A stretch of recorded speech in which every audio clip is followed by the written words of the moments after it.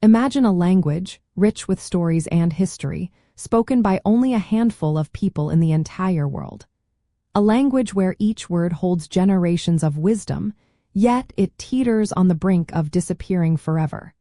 This is the poignant reality for Ter Sami, one of the indigenous Sami languages. The Ter Sami language is nearly extinct primarily due to a long history of forced assimilation policies, particularly under Soviet rule, which suppressed its use and transmission across generations. These policies targeted the very foundations of Sami culture, including language, leading to a dramatic decline in the number of speakers. The core reason behind this decline stems from historical, political, and social pressures. In the 20th century, especially during the Soviet era, Ter Sami children were often removed from their families and sent to boarding schools, where only Russian was permitted.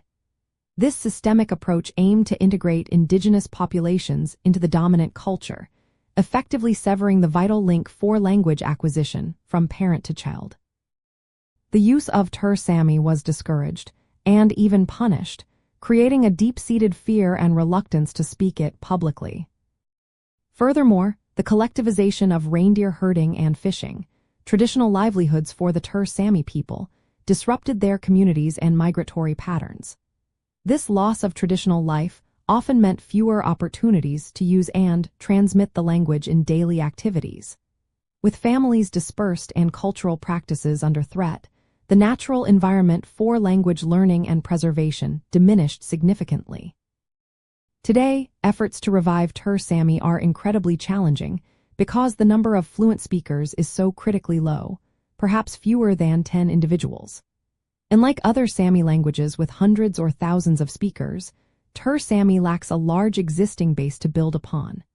This makes creating teaching materials and finding fluent instructors immensely difficult, often relying on the dedication of the last remaining elders. Despite these immense challenges, there are passionate initiatives underway to document the language, create educational resources, and encourage its study. Linguists and cultural activists are working to record existing speakers, compile dictionaries, and develop learning tools to ensure that future generations have access to this unique part of the world's linguistic heritage. These efforts, though small-scale, are vital to keep the flame of Ter Sami alive.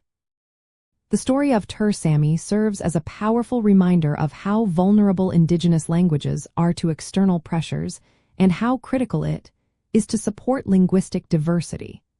While the path to revitalization is steep, every recorded word and every new learner helps preserve a unique worldview and cultural legacy that enriches us all.